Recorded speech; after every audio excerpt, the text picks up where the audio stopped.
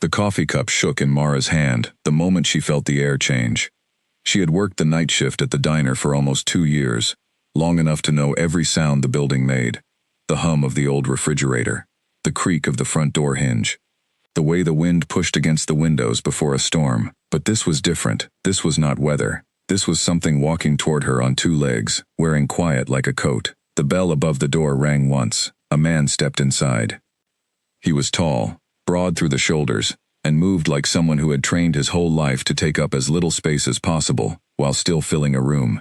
His jacket was dark and plain, but there was a tear near the collar that looked recent. His eyes swept the diner in less than 2 seconds. The booths, the counter, the kitchen door, the exit behind him. He was not looking at the menu. He was looking for danger. Mara set the coffee pot down and walked toward him with a small, practiced smile. It was the same smile she gave everyone. Tired truck drivers, lonely old men, teenagers who never tipped. But something about the way this stranger held himself made her spine straighten without her permission. "Just coffee," he said. His voice was low and even, but there was an edge underneath it, like a blade wrapped in cloth. "Coming right up," Mara answered, and turned before he could see her studying him.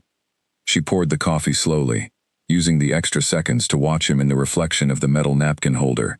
He sat with his back to the wall, facing the door. His hands rested on the table, but his fingers were not still. They tapped once, twice, then stopped, as if he were counting something only he could hear. The diner was almost empty. An old trucker named Dennis sat near the window, working through a plate of eggs. A young couple shared a slice of pie in the corner booth, laughing quietly about something on one of their phones. The cook, Pete, was somewhere in the back, humming an old song off tune, the way he always did after midnight. Mara brought the coffee to the stranger's table and set it down without spilling a drop. "Anything else?" "No," he said. Then, after a pause, "Thank you." It was such a small thing, a simple thank you, but it did not match the tension coiled in his shoulders. Mara had learned a long time ago that people showed their truth in the gaps between their words, not in the words themselves. This man's gap was full of something sharp. She walked back behind the counter and pretended to wipe down a surface that was already clean. From here she could see him without seeming to look. He lifted the coffee cup, took one sip, and set it down again. His eyes never stopped moving. Window, door, window, door. Outside, the parking lot was empty except for her car, the trucker's rig, and one dark sedan she did not recognize. The night was clear, the kind of clear that made the stars sharp overhead, but there was a stillness to the air that felt wrong, like the world was holding its breath. She had felt this stillness before, a long time ago, in a different life, before she had learned to disappear into small towns and simple jobs. She pushed the memory down before it could rise all the way to the surface. "Rough night?" she asked the stranger, mostly to break her own thoughts. His eyes flicked to her, sharp and assessing, then softened just slightly. "You could say that. You want a slice of pie? On the house. Nobody should sit alone with just black coffee at this hour." For the first time, something like a real smile touched the corner of his mouth. It disappeared as quickly as it came. "Maybe another time." Mara nodded and let it go. She had learned not to push people who were holding themselves together with invisible thread. Whatever this man carried, it was heavy, and it was close behind him. She did not know his name yet. She did not know that within the hour, she would be the only reason he stayed alive. She did not know that the quiet strength she carried in her own bones, buried under years of pretending to be ordinary, was about to wake up and remember exactly what it was built for. For now, she only knew that the man in the dark jacket kept looking at the door like he expected it to open on its own, and that somewhere out in the dark, past the reach of the diner's lights, something was moving closer. The clock above the counter read 2:14 in the morning. Dennis, the trucker, finished his eggs and left a few crumpled bills on the table, along with a nod toward Mara. "Night, sweetheart. Drive safe getting home." "You too, Dennis," she said, though he was the one driving 500 miles before sunrise. The bell rang again as he left. Cold air rushed in for a moment before the door swung shut. The young couple in the corner booth paid no attention to any of it, wrapped up in their pie and their phone screen and their quiet laughter, blissfully unaware that the night around them had shifted into something else entirely. The stranger's eyes followed Dennis all the way to his truck through the window, watching until the headlights pulled out of the lot and disappeared down the highway. Only then did his shoulders drop half an inch, as if one variable had been removed from a private calculation running behind his eyes. Mara refilled the young couple's water glasses without being asked, giving herself another excuse to move through the room, to feel out its temperature. The girl thanked her with a bright smile. The boy barely looked up from the screen. Ordinary people, living an ordinary night, in a diner that was about to stop being ordinary at all. She returned behind the counter and busied herself restocking napkins, though the dispenser was already full. Her eyes drifted back to the man by the wall. He had not touched his coffee again. His hand rested near the edge of the table, close to his hip, in a way that looked almost casual, except nothing about him was casual. "You waiting on someone?" Mara asked, because the silence had started to feel too loud. He looked at her for a long moment before answering, as if deciding how much truth she could handle. "I hope not." It was a strange answer, but she did not push further. Something told her that pushing would not get her a real answer anyway, only a smoother lie. The old clock ticked. The refrigerator hummed. Pete's off-tune singing drifted faintly from the kitchen.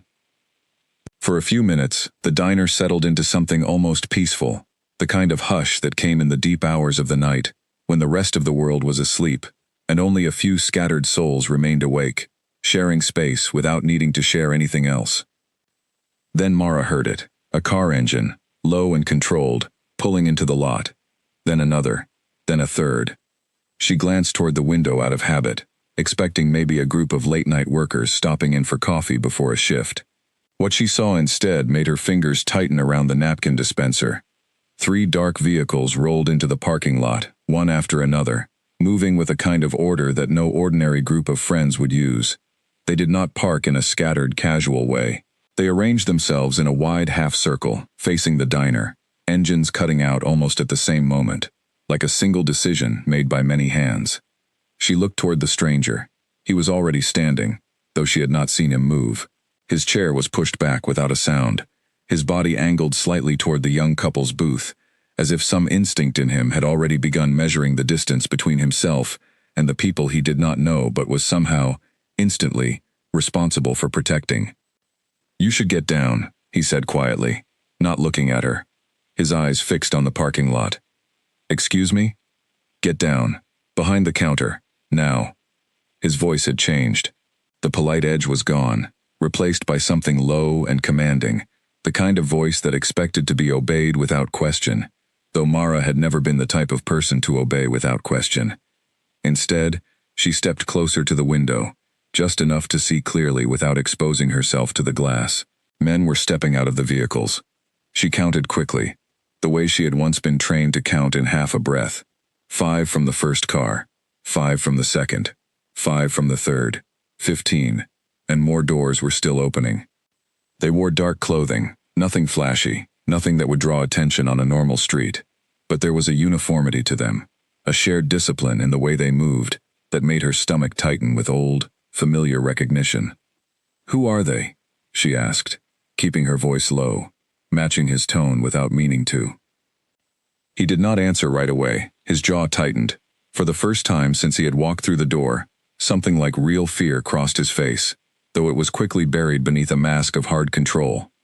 "People who should not be here," he finally said, "and people I cannot let get to anyone else in this room." Mara's mind raced through possibilities. A robbery seemed too organized. A drug conflict seemed too calm.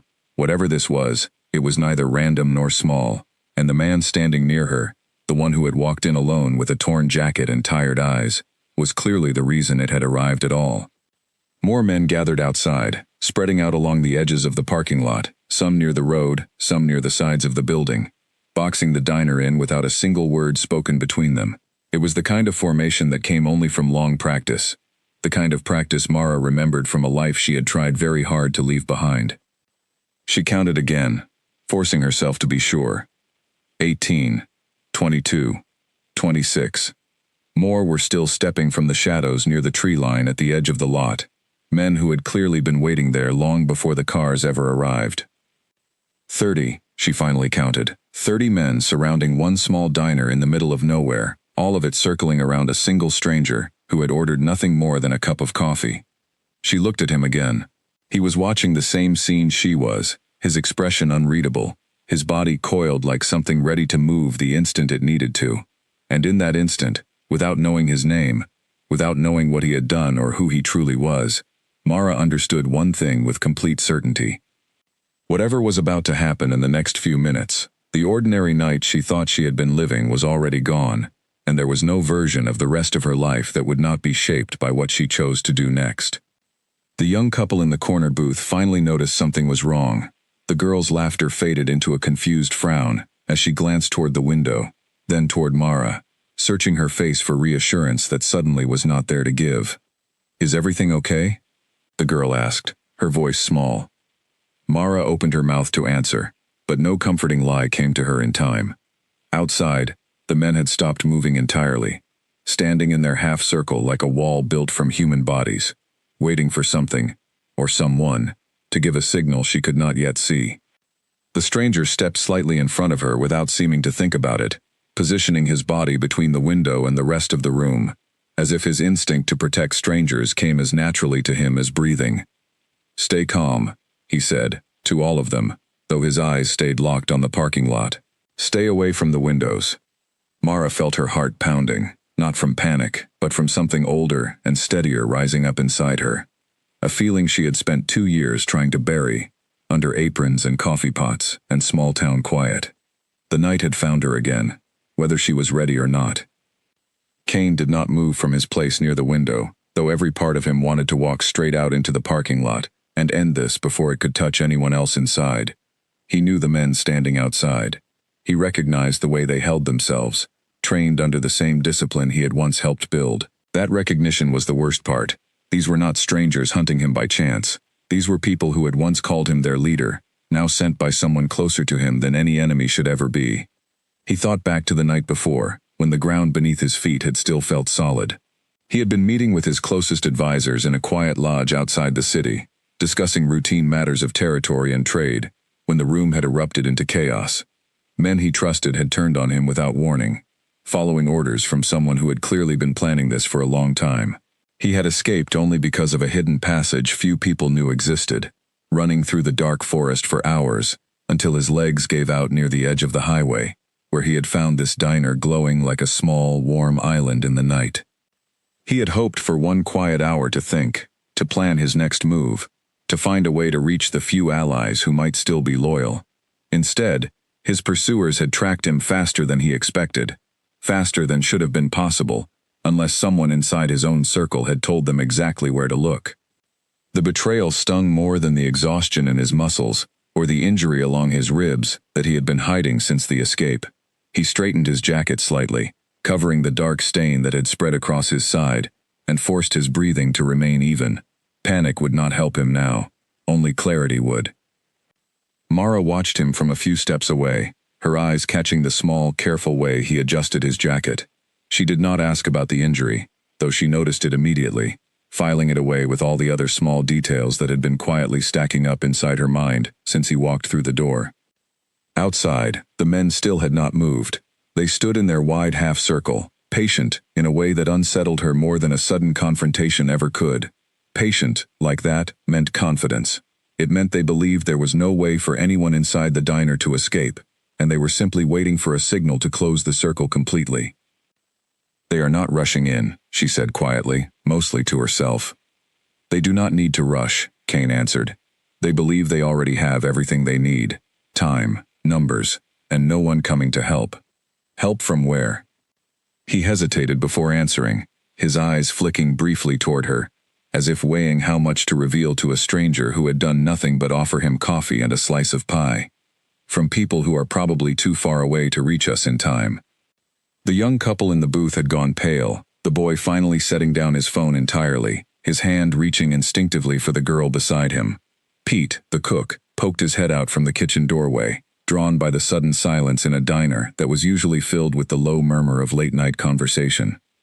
"Everything all right out here?" Pete asked, wiping his hands on his apron, his eyes catching sight of the vehicles outside, and losing their easy calm almost instantly. "Whoa, what in the world is going on?" "Stay in the kitchen, Pete," Mara said, her voice steady in a way that made him blink in surprise. "Lock the back door. Do not come out until I tell you it is safe." Pete opened his mouth to argue, then seemed to notice something in Mara's expression that stopped him. He nodded once, ducked back into the kitchen, and the sound of the heavy back door lock clicking into place followed a few seconds later. Kane glanced at her, something shifting behind his tired eyes. "You give orders like someone used to being obeyed." "I used to work in places where hesitation got people hurt," Mara said simply, not offering more than that, though the words carried weight she did not fully explain. He studied her for a long moment, clearly filing away her reaction, the same way she had been filing away his.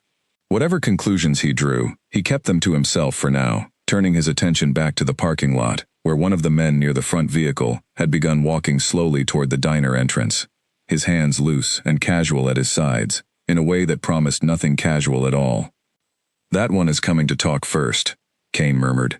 "They will offer me a choice. Walk out quietly, or watch this place get surrounded around me. And if you refuse both, then they will decide the second option was the plan all along." Mara's stomach tightened, not from fear for herself, but from the sudden, sharp understanding that two innocent young people and an old cook with a gentle heart were now caught inside a storm that had nothing to do with them. She thought of the girl's nervous smile, of Pete's off-tune singing drifting through the kitchen only minutes earlier, and something inside her hardened into resolve. She was not going to let this be the night any of them lost something they could never get back, simply because a stranger's storm had rolled into their small, quiet corner of the world. The man from outside reached the door and pushed it open without knocking, the bell above it ringing cheerfully, absurdly, against the tension filling the room. He was calm, almost pleasant-looking, the kind of face that could disappear into any crowd, which made him more unsettling, not less. "Kane," he said, his voice friendly, as if greeting an old friend at a reunion. "You look tired. Long night?" Kane's expression did not change. "Long enough, Callum." So that was his name, Mara thought. Kane. She turned it over in her mind, filing it carefully alongside everything else, while the man called Callum glanced around the diner with mild interest, his eyes lingering briefly on Mara, the young couple, and the closed kitchen door, before returning to Kane. "We do not want trouble with anyone else here," Callum said smoothly. "Walk outside with us, and this stays simple. No one else needs to be involved. And if I say no?" Callum's smile did not waver, but something colder moved behind his eyes. "Then simple stops being an option, and I do not think you want that outcome any more than I do." The silence that followed stretched long and heavy, filled with everything neither man was saying out loud, while outside the window, 30 men waited in patient formation for whatever answer would decide how the rest of this night unfolded. Mara stood very still behind the counter, her hand resting near the edge of an old metal tray, her mind working fast and clear, already beginning to calculate distances, angles, and the layout of a building she had memorized without ever meaning to. Whatever Kane decided in the next few seconds, she already knew she would not be standing quietly on the sidelines when it happened. Kane's jaw tightened as he considered the offer laid out in front of him. Walking outside meant certain capture, and likely worse, but staying inside risked the safety of people who had done nothing, except pick the wrong diner on the wrong night. Neither choice sat well with him, and Callum seemed to sense the hesitation, tilting his head slightly, almost amused. "You always did care too much about people who were not your responsibility," Callum said quietly. "It is going to be the thing that finally costs you everything." "Maybe," Kane answered, "but it will not be tonight, and it will not be these people." Callum studied him for a long moment, then shrugged, as if the answer changed little in his plans. "Have it your way." He turned and walked back out through the door, the bell ringing once more behind him, cheerful and completely wrong for the moment it marked. Through the window, Mara watched him raise one hand toward the waiting men outside, a small, simple gesture that somehow carried the weight of a decision already made. The half-circle of men began to tighten, slowly, deliberately, moving closer to the building from every direction at once. "They are closing in," she said. "I know," Kane answered, his eyes scanning the room quickly, searching for anything useful, any advantage that might turn 30 against 1 into something survivable.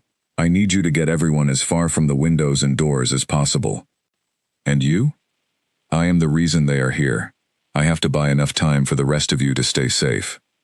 Mara felt something rise inside her chest, sharp and immediate, a refusal that came before she had even fully decided to speak it out loud. She had spent 2 years convincing herself that she was done standing between danger and people who could not defend themselves. Watching Kane prepare to face this storm alone, in a diner full of strangers, she realized how completely that promise to herself had just crumbled. "You are not doing this alone," she said quietly. He looked at her, surprise flickering across his tired face for just a moment, before it hardened again into something more guarded. "You do not know what you are offering to be part of." "Maybe not entirely," Mara admitted, "but I know what happens to people who face something like this, without anyone watching their back, and I am not going to stand behind a counter and let it happen again." Something passed across Kane's expression, a question he clearly wanted to ask but did not have time for, as the first shadows of the approaching men fell across the diner windows, stretching long and dark across the tiled floor. The men outside moved with practiced patience, forming a tighter ring around the diner, their boots crunching softly against the gravel of the parking lot. Kane counted them again in his head, the way he always did before deciding on a course of action, a habit built from years of leading others into places where mistakes cost lives. 30 against 1. He had faced difficult numbers before, but never quite like this, never while carrying an injury that slowed his reflexes, and never while responsible for the safety of people who had no place in this fight at all.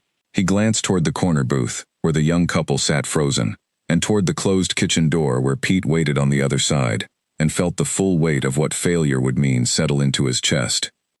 "There is a service hallway near the restrooms," Mara said suddenly, stepping close enough that only he could hear her.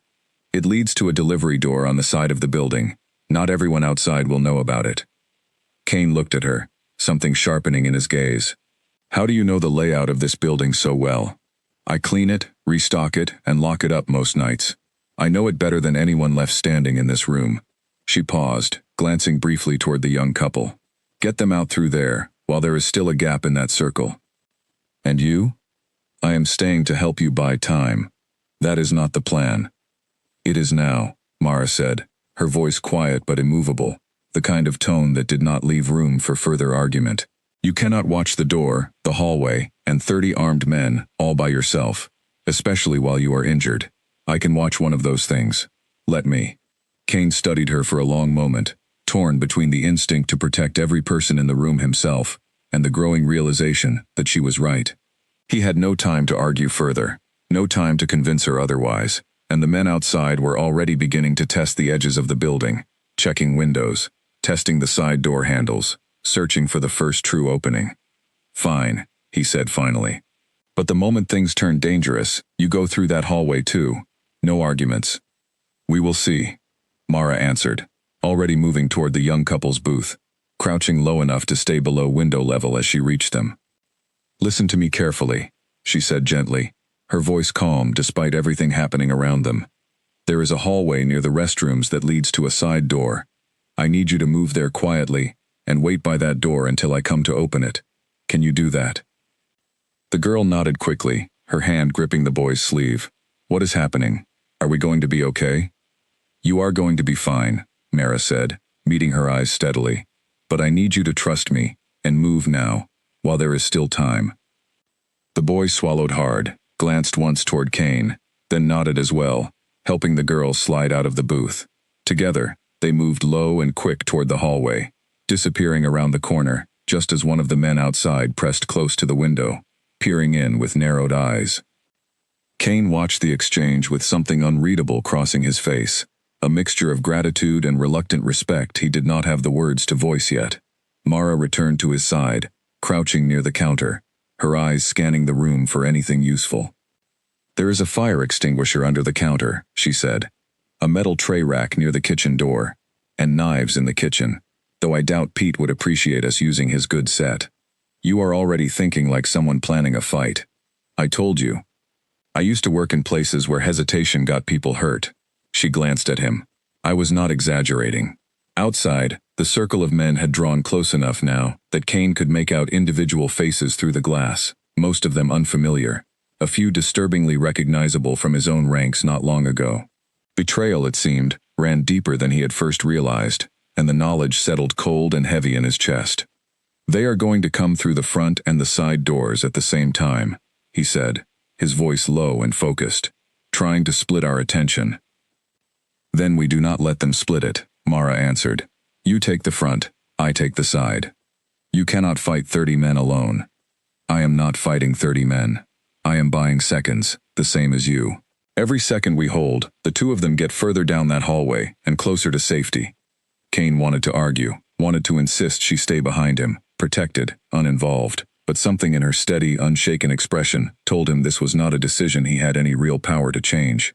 She had already made her choice, long before he had finished formulating his own plan, and arguing further would only waste the little time they had left. "Stay smart," he said instead. "Not brave. Smart survives longer." "I intend to be both," Mara replied, a faint, fierce smile touching her lips, despite the danger closing in around them. The first attempt came at the side door, a heavy shoulder slamming against the frame, testing its strength. Mara moved quickly, sliding the heavy metal tray rack across the floor, to wedge beneath the door handle, buying precious seconds while the wood groaned under renewed pressure. At the front, 2 men tried the main entrance, finding it unexpectedly locked. The old brass deadbolt Mara had turned earlier without either of them noticing. It would not hold forever, but it would slow the inevitable long enough to matter. Kane positioned himself near the front, his body angled to protect the widest possible portion of the room, his injured side aching with every controlled breath. He watched through the glass, as Callum stepped forward again, closer to the door, his earlier friendliness completely gone, replaced by cold, calculated patience. "You are only delaying this," Callum called through the glass, his voice carrying easily in the quiet night. "Every door you block just makes us angrier when we finally get through." "Then keep waiting," Kane called back, his voice steady despite the exhaustion pulling at his limbs. "I am not in a hurry to make this easy for you." Behind him, Mara pressed her back against the wall near the side door, listening to the rhythmic pounding against the wood, counting each impact, calculating how many more it would take before the frame finally gave way. She thought of the young couple somewhere down that hallway, hopefully already reaching the delivery door, hopefully already running toward whatever safety existed beyond this circle of danger. She thought, too, of the quiet, ordinary life she had built in this small town, the aprons and coffee pots and slow, predictable nights that had let her forget, for a little while, what she used to be capable of. That life felt very far away now, replaced by the sharp, focused clarity of someone remembering exactly why she had once been trusted with lives far more important than her own. Whatever happened in the next few minutes, she was not going to let this be the night she failed to protect people who needed her, not again, not after everything she had already lost the first time she made that same promise. The side door groaned louder, the wood beginning to splinter near the hinges, and somewhere beyond it, in the dark parking lot, 30 men waited for the moment that final barrier would break. The wood near the side door hinges cracked louder, splinters falling to the tile floor, and Mara knew it would only take one more heavy push before the barrier gave way completely. She glanced toward Kane, who stood near the front entrance, his shoulders squared, despite the pain she could see tightening across his face with every breath. "Back door or front?" she called quietly, her voice steady, even as her pulse raced beneath her calm exterior. Kane turned his head slightly, surprise flashing across his features at the simple, practical nature of her question, as if she were asking which table needed clearing, rather than which entrance was more likely to fail first under an armed assault. "Side door will not hold much longer," he answered. "Front is locked, but locks only slow determined men, they do not stop them." "Then we use what time we have left wisely," Mara said, already moving toward the kitchen, her mind working through a plan forming faster than she could fully explain it. Built from instincts she had spent 2 years trying to forget she possessed. She remembered, suddenly and vividly, a lesson from long ago in her old life, one of the first things she had ever been taught before she left that world behind. Darkness was not just an absence of light. It was a tool, one that could turn a disadvantage into an opportunity for someone who knew how to use it and understood the space around them better than their opponents did. She knew this diner. Every switch, every outlet, every flickering bulb that Pete always complained about but never quite got around to fixing. She knew where the fuse box sat, tucked behind a stack of extra napkin boxes near the kitchen's back wall, and she knew exactly how quickly she could reach it. I need 30 seconds, she said to Kane, already moving. For what? To turn this fight into something we can actually survive. He did not have time to ask further questions before the side door finally splintered inward, the metal tray rack clattering loudly across the tile as two men pushed through the widening gap, flashlights cutting bright beams through the darkened diner. Kane moved instantly, intercepting the first man with practiced precision, using the narrow space of the entryway to limit how many could press through at once. Mara ducked low, moving through the kitchen doorway, and past a startled Pete, who stood frozen near the stove, with a rolling pin gripped tightly in one hand, clearly prepared to defend his kitchen with whatever was closest. Stay down, she told him quickly, reaching past the stacked napkin boxes toward the old fuse box mounted on the wall. Her fingers found the main switch, and for one suspended second, she hesitated, weighing the risk of losing all light entirely against the advantage it might offer. Then she thought of Kane, injured and outnumbered, fighting to protect people he had known for less than an hour, and the hesitation vanished completely. She flipped the switch. The diner plunged into sudden darkness, the hum of refrigerators cutting off, the overhead lights extinguishing all at once, leaving only the faint glow of moonlight through the windows and the swinging beams of flashlights carried by the men pushing through the broken side door. Shouts of confusion erupted from outside and within, the sudden loss of light disrupting the coordinated rhythm the attackers had relied upon.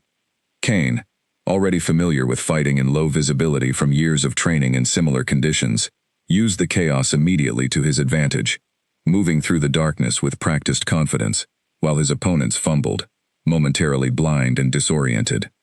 Mara moved back through the kitchen doorway, grabbing a heavy metal serving tray from the counter as she went, her eyes adjusting quickly to the darkness, another skill from her old life she had never fully lost despite years of pretending otherwise. A man stumbled through the darkness near the counter, his flashlight beam swinging wildly, momentarily catching her outline before she moved. She stepped forward decisively, using the tray to redirect his balance, sending him crashing into a nearby table before he could regain his footing or call out a warning to the others. Near the front, Kane fought with controlled precision, his movements economical despite his injury, using the confusion of darkness to even the odds that daylight and clear visibility would never have allowed. Two more men pushed through the front entrance, the old lock finally giving way under sustained pressure.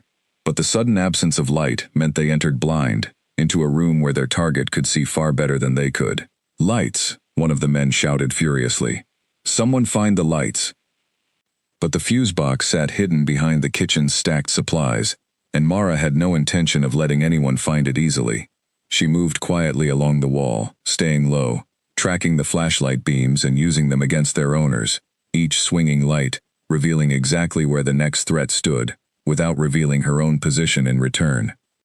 Kane's breathing grew heavier with each exchange, his injured side burning with every movement, but he pressed forward, driven by the knowledge that every second of darkness bought more distance for the young couple somewhere down the hallway, and more chance that this impossible fight might actually be survivable. Mara reached the doorway leading toward the hallway, glancing quickly to confirm it remained empty, relief flooding through her at the confirmation that the couple had already made it through toward the delivery door beyond. One less thing to worry about in the chaos surrounding her. A hand closed suddenly around her wrist from the darkness, and she reacted instantly, twisting free with a sharp, practiced motion that sent her attacker stumbling backward with a surprised grunt. She did not wait to see him recover, moving quickly toward the sound of Kane's continued struggle near the front of the diner. "How many still standing near you?" she called quietly. "3, Kane answered, his voice tight with effort. "Maybe 4. I am coming to even those numbers."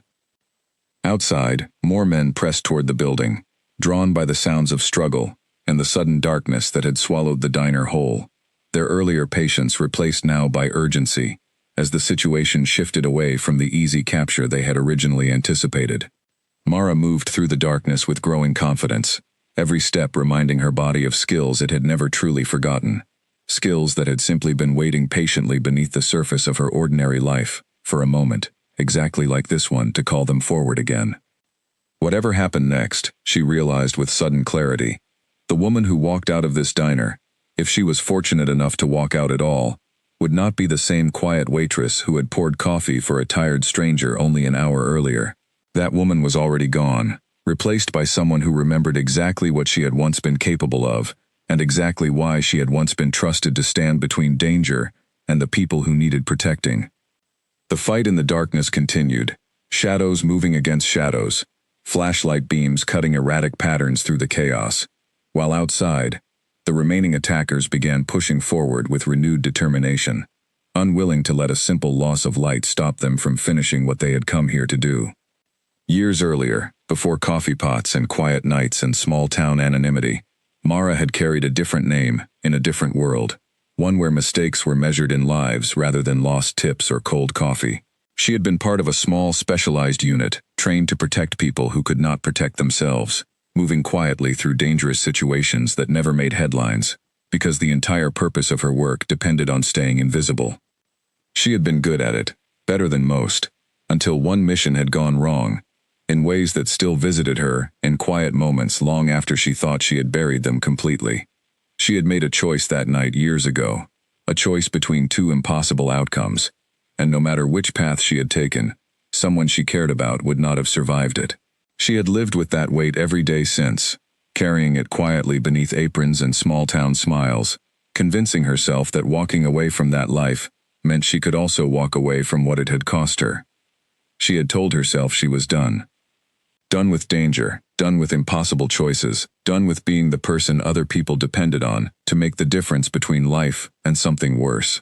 She had built herself a small, quiet existence in a small, quiet town, pouring coffee for tired strangers and trading old stories with regulars like Dennis, convincing herself that ordinary was enough, that ordinary was safe.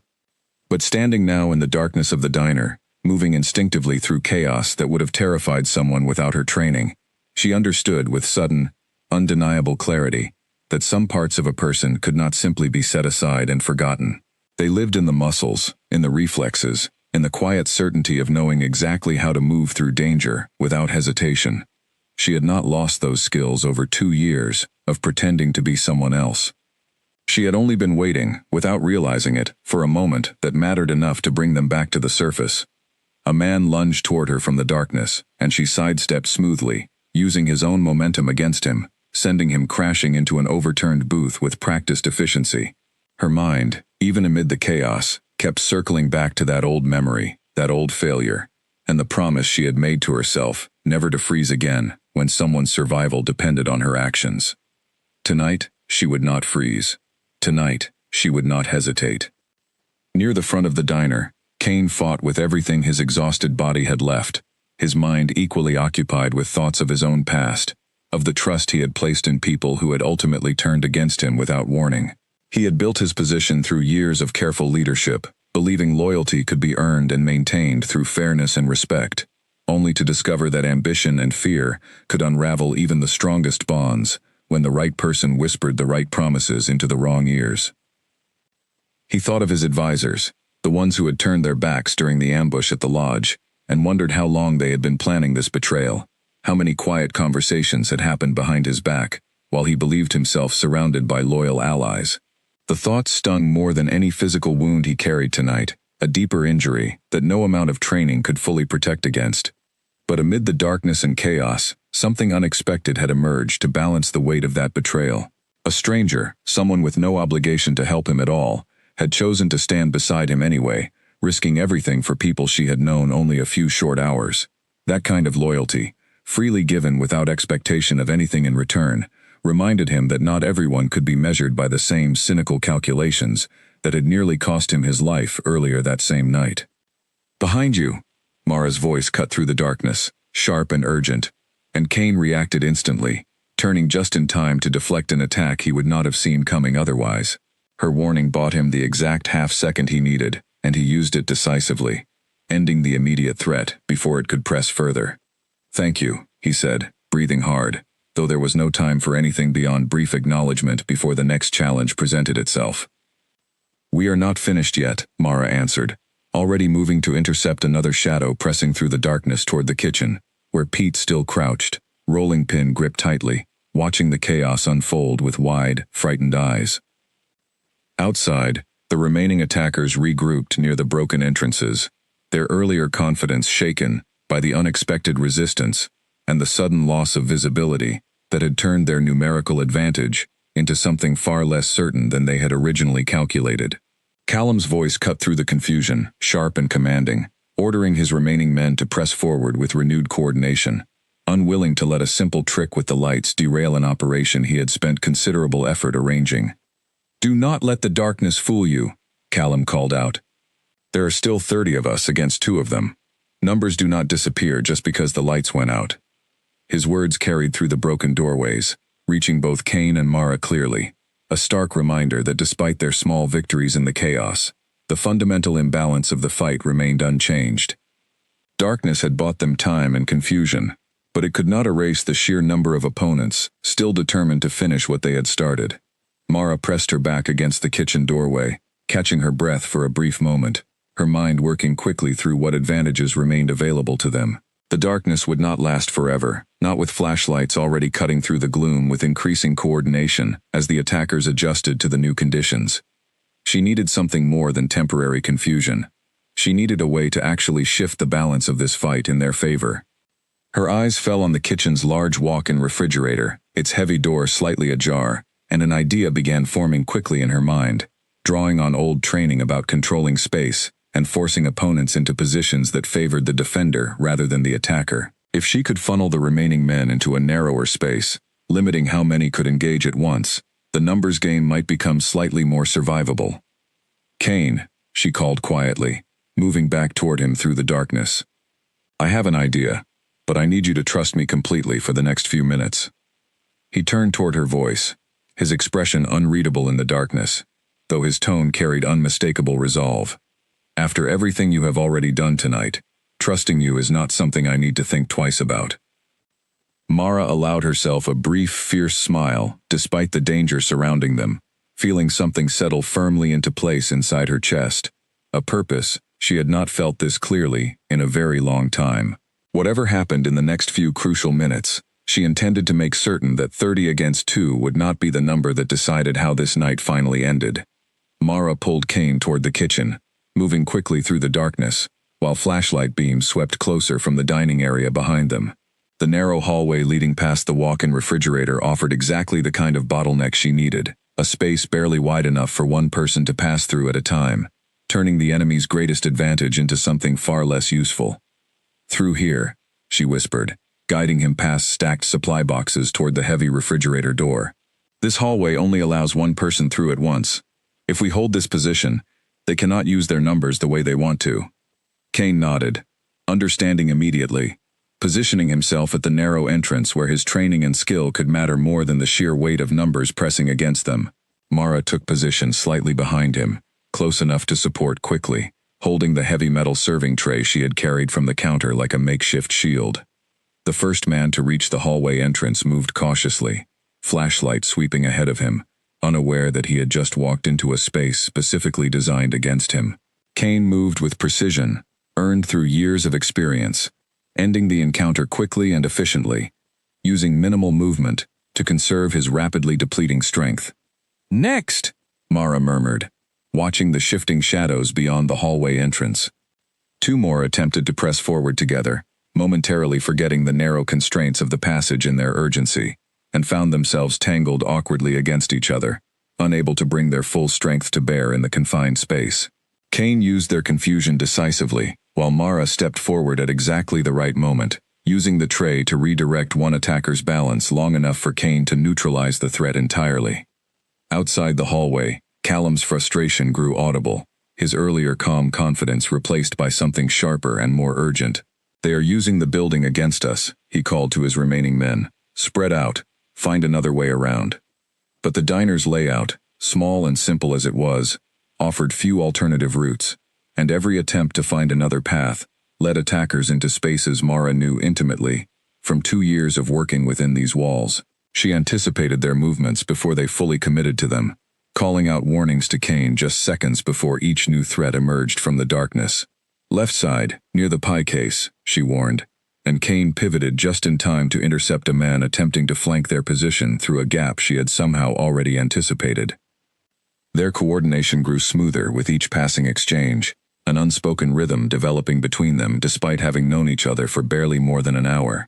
Mara moved as though she had trained alongside him for years, her instincts aligning naturally with his own, filling gaps in his defense before he even realized they existed, while he trusted her guidance completely, never questioning the warnings that kept arriving at exactly the right moments.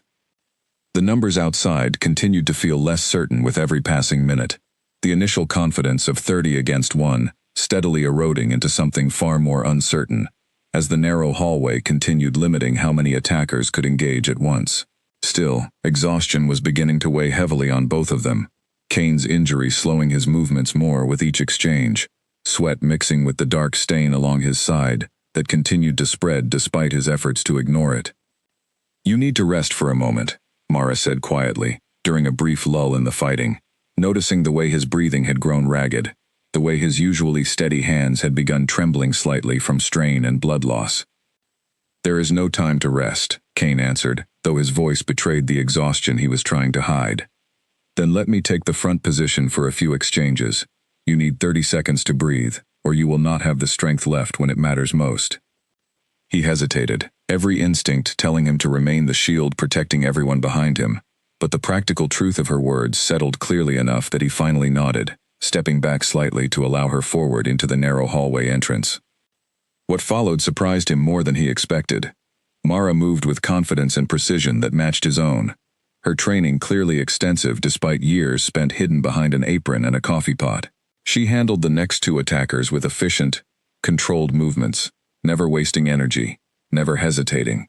Exactly the kind of composed skill that came only from serious prior experience, rather than simple desperation or luck. "Where did you learn to fight like that?" Kane asked between exchanges, genuine curiosity breaking through his exhaustion. "Somewhere I promised myself I would never need to remember again," Mara answered, her eyes remaining focused on the darkness ahead, unwilling to elaborate further, while danger still pressed close around them. Outside, Callum's voice grew increasingly strained, the earlier composed confidence completely replaced by mounting frustration at the unexpected resistance continuing to hold against overwhelming numbers. "How is this happening?" he demanded of no one in particular. "It is one injured man, and a waitress. How is this taking so long?" But the truth, though Callum could not yet see it clearly through his growing frustration, was that this was no longer simply an injured man and a waitress standing against him.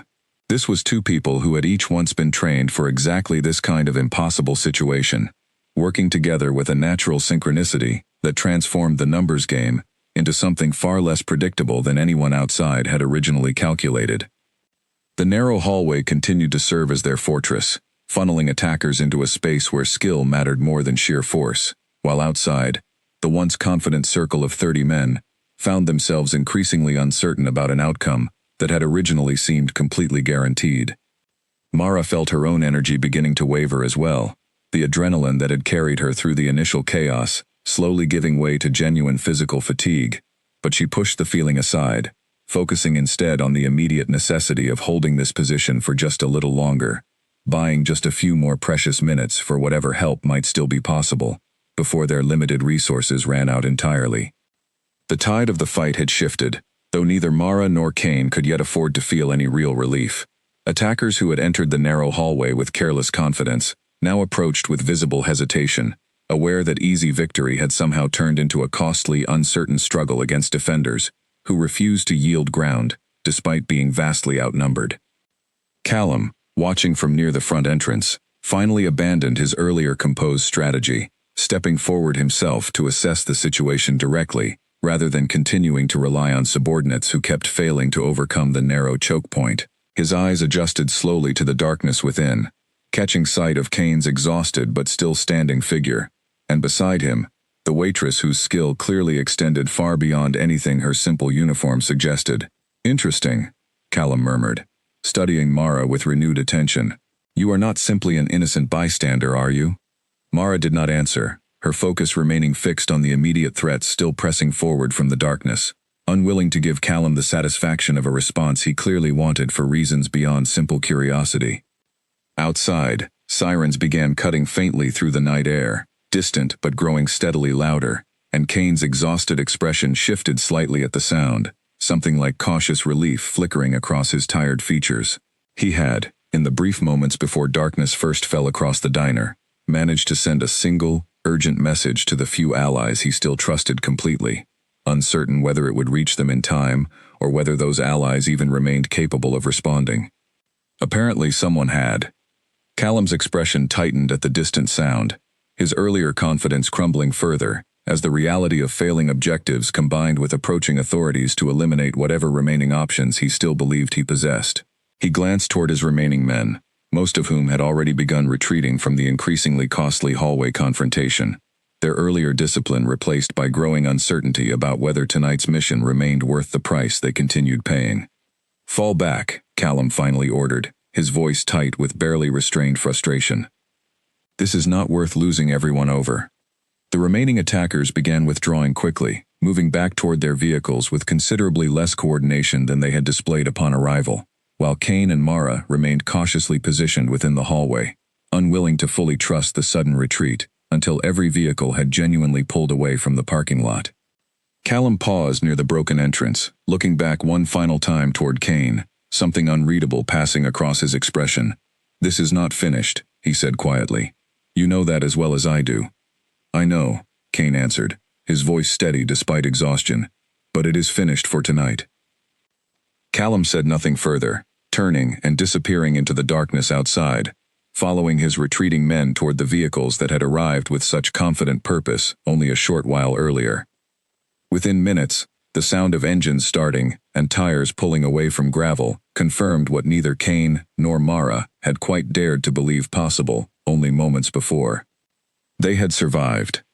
Mara finally allowed herself to lower the metal tray she had been gripping for what felt like hours, her arms trembling slightly from exhaustion and adrenaline finally beginning to fade from her system. She turned toward Kane, taking in fully for the first time just how much the fight had cost him, the pale exhaustion across his face, the way he leaned heavily against the wall for support now that immediate danger no longer demanded his full attention. "You need actual medical attention," she said, moving quickly toward him, as his legs finally began to buckle slightly beneath accumulated exhaustion and blood loss. "I will be fine," he murmured, though his voice lacked the conviction to make the claim believable. "You are not fine," Mara answered firmly, guiding him toward a nearby booth and easing him down onto the seat. "You have been running on determination alone for the last hour, and that only carries a person so far." She quickly retrieved the diner's basic first aid kit from behind the counter, working efficiently to address the wound along his side that had clearly been troubling him since before he first walked through the door. Her hands moved with practiced competence, another quiet reminder of skills that extended far beyond simply pouring coffee and serving pie to tired travelers. Behind them, Pete finally emerged cautiously from the kitchen, rolling pin still gripped tightly in one hand, his eyes wide as he took in the scattered chaos left behind throughout the dining area. "Is it over?" he asked hesitantly. "Are they gone?" "For now," Kane answered, wincing slightly as Mara secured a temporary bandage against his side.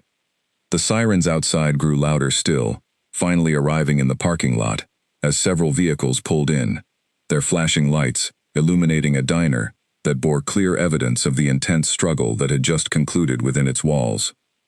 Officers moved quickly from their vehicles, alongside several others Kane recognized immediately as trusted allies, who had clearly received his urgent message in time to respond, though not quite in time to prevent the confrontation entirely. "You are alive," one of the arriving allies said with evident relief, hurrying toward Kane's position within the diner. "We came as fast as we could once your message reached us." "Barely fast enough," Kane replied, glancing toward Mara with something like genuine gratitude reflected clearly in his tired eyes. "If not for her, I do not believe I would have survived long enough for you to arrive at all." Mara said nothing, focusing instead on completing the bandage work, though she could feel Kane's attention remaining fixed on her, curiosity, and something warmer than simple curiosity, beginning to form behind his exhausted gaze. Outside, the young couple emerged cautiously from wherever they had been hiding near the delivery entrance, their relief evident as they realized the danger had genuinely passed.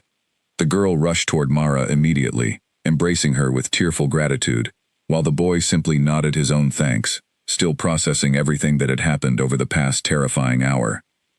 The diner, quiet again except for the ongoing conversations between officers and Kane's arriving allies, finally began settling back into something resembling normalcy, though nothing about tonight would ever be considered simply ordinary again by anyone who had lived through it. The first light of dawn had begun creeping across the horizon by the time most of the officers and Kane's allies finished their initial assessment of the scene, leaving Kane and Mara finally alone at a booth near the counter, both nursing cups of coffee that had long since gone cold. Pete had retreated to the kitchen once again, this time simply to begin the quiet work of restoring some order to his damaged but still standing diner. "You should know who I am," Kane said finally, breaking the comfortable silence that had settled between them. "Given everything you did tonight, given everything you risked, you deserve the truth rather than continued mystery." Mara studied him carefully, curiosity evident despite her own exhaustion. "I am listening." "I lead a large network of territories and allied groups, responsibilities I inherited, through circumstances too complicated to fully explain in a single conversation," Kane began, choosing his words carefully. "People often refer to my position using titles that sound far grander than the reality actually feels most days.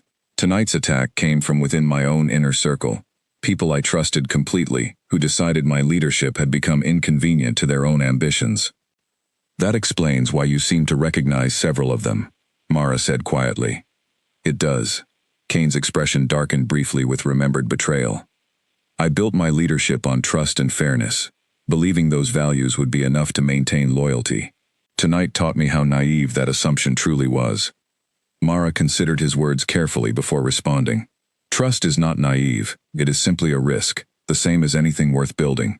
The mistake is not in trusting people, the mistake is in refusing to notice when that trust has already been broken." Kane studied her with renewed interest, something behind his tired eyes sharpening with genuine curiosity. "You speak like someone who has lived through betrayal herself." "I have," Mara admitted, her voice growing quieter. "A long time ago, in a very different life than the one I have built here." She hesitated, weighing how much to reveal, but something about the honesty Kane had just extended toward her made continued silence feel unfair in return.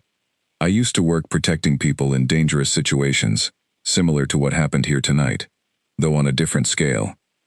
I was good at my work, perhaps too confident in my own abilities. During one particular mission, I was forced into an impossible choice, one where no matter what I decided, someone I cared about deeply would not survive the outcome." Kane remained silent, giving her space to continue at her own pace. "I made my choice," Mara continued, "and I have carried the weight of that decision every single day since.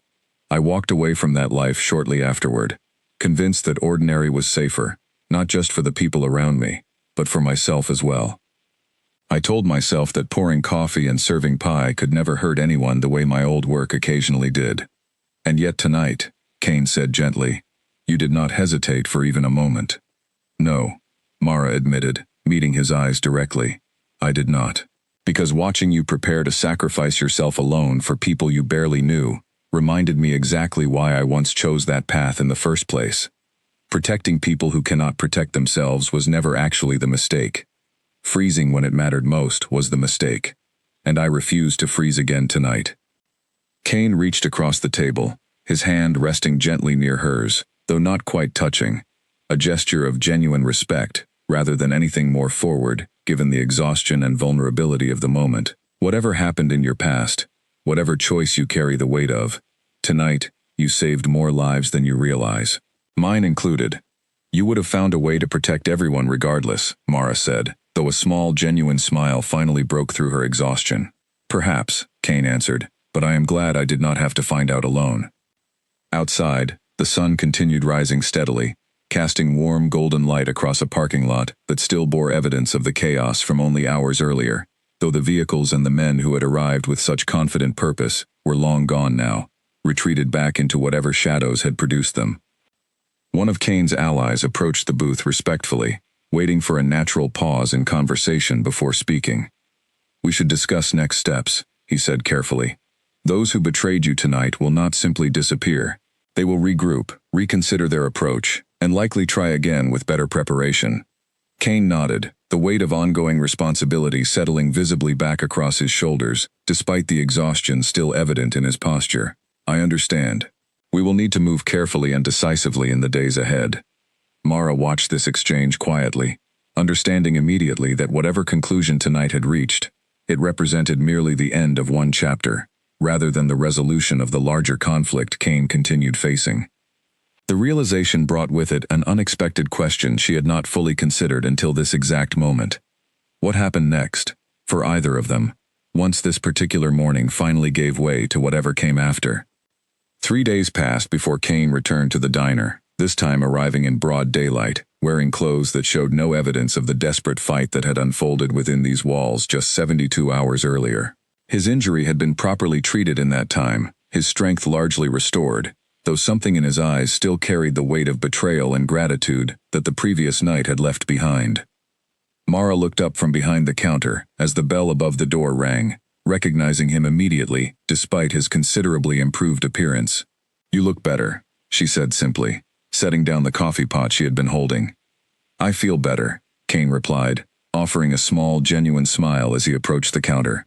"Though I owe that improvement almost entirely to the woman who refused to let me bleed out in a booth 3 nights ago." "You would have managed," Mara said, though her own smile suggested she did not entirely believe her own words.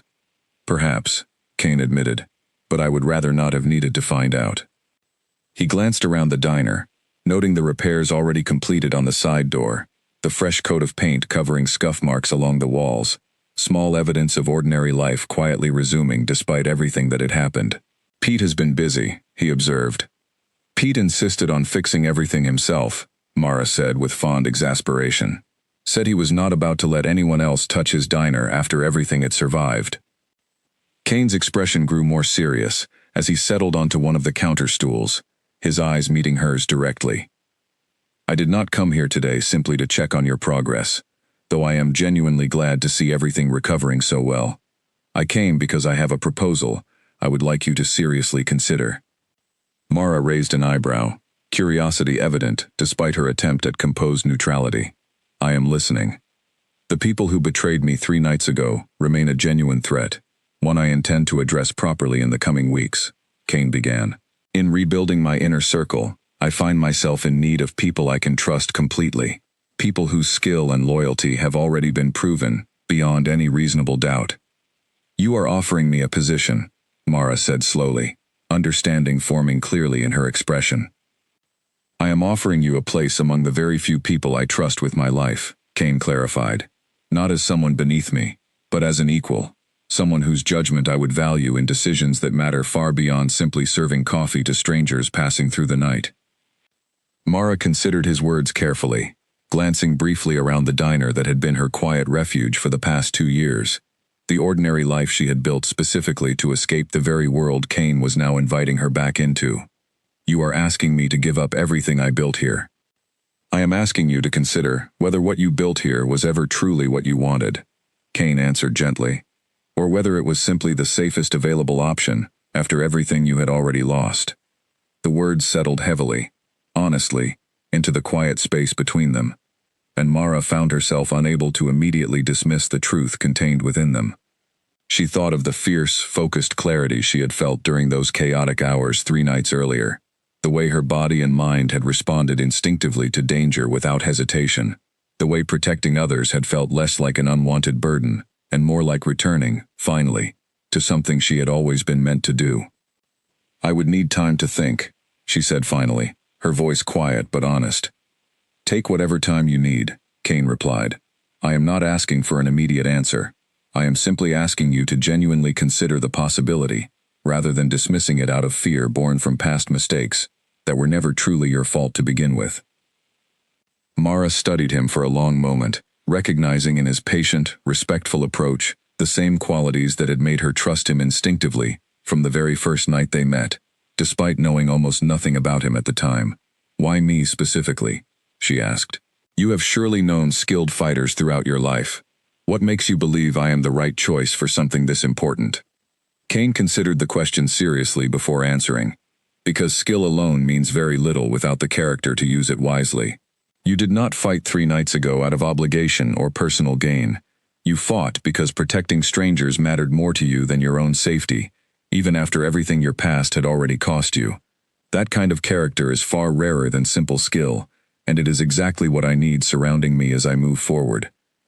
The diner grew quiet around them, morning sunlight filtering warmly through windows that had, just days earlier, framed a scene of genuine danger and desperate struggle.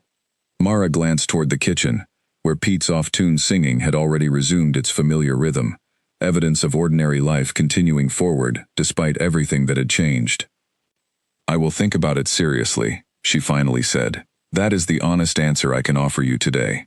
"That is more than enough," Kane replied, rising from the stool with evident respect for her need to consider such a significant decision at her own pace. "Whatever you ultimately decide, know that the debt I owe you extends far beyond simple gratitude. You gave me back a version of trust I believed had been permanently destroyed 3 nights ago, and that alone has already changed how I intend to move forward." He turned to leave, pausing briefly at the door, glancing back toward her with something warm and genuine reflected in his tired but steady eyes. "For what it is worth, I hope you choose to walk this path forward with me. Not simply because I could use your skill, but because I believe you deserve to stop hiding from exactly who you truly are."